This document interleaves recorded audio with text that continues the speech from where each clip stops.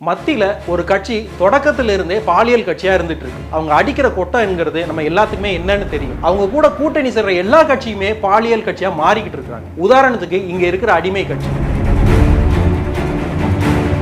பொள்ளாச்சியில என்ன நடந்தது நம்ம எல்லாருக்குமே நல்லா தெரியும்.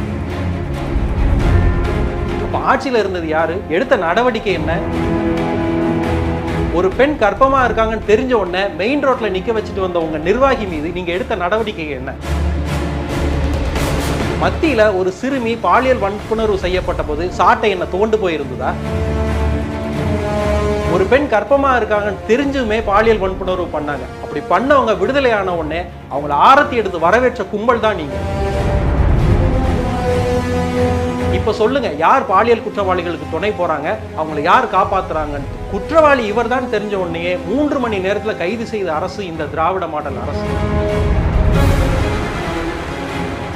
தடையை மீறி போராட்டம் பண்ணாங்க அப்படிங்கிறதுக்காகவே சொந்த கட்சியினரே கைது செய்த அரசு இந்த அரசு.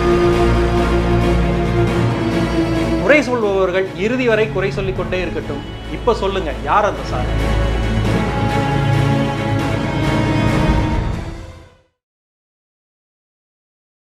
சிபிஐ விசாரணையில பொள்ளாச்சி சம்பவம் முழுவதுமே அதிமுக தான் நடக்கிறாங்கன்னு தெளிவா சொல்லிட்டாங்க. இவங்களை காப்பாற்றுறதுக்காகத்தான் இப்படி ஒரு சம்பவமே நடக்காத மாதிரி அந்த அதிமுக அரசு ஒரு பெரிய நாடகமே ஆடிச்சு. இதனாலதான் நான் போய் சொன்னேன், பொல்லாத ஆட்சிக்கு சாட்சியே பொள்ளாச்சி தான் அப்படின்னு சொன்னேன்.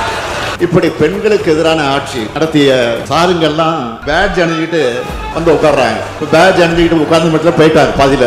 இது போல 100 சார் கேள்விகளை அதிமுக பார்த்து என்னால கேட்க முடியும். ஒரு முன்னாள் முதலமைச்சர், இந்நாள் எதிர்கட்சி தலைவர் தன் பொறுப்பையும் தகுதியும் மறந்து பேட்ஜ் அணிந்து வந்து அரசியல் எந்த அளவுக்கு தாழ்ந்து போகவும் தயாராக இருக்கிறார் என்பதற்கு இது ஒரு எடுத்துக்காட்டு. பொள்ளாச்சி பாலியல் வன்கொடுமை சம்பவத்துல முதல் தகவல் அறிக்கை தாக்கல் செய்ய அதிமுக ஆட்சியில 12 நாட்கள் ஆச்சு. ஆனா சென்னை மாணவி வழக்கில் புகார் கொடுத்த உடனே முதல் தகவல் அறிக்கை போடப்படும். இது தொடர்ந்து சில மணி நேரத்தில் குற்றவாளியை கைது செய்திருக்கிறாங்க. ஏன்னா இதெல்லாம் அரசியல் லாபத்திற்காக, நோக்கத்திற்காக மறைக்கிறாங்க.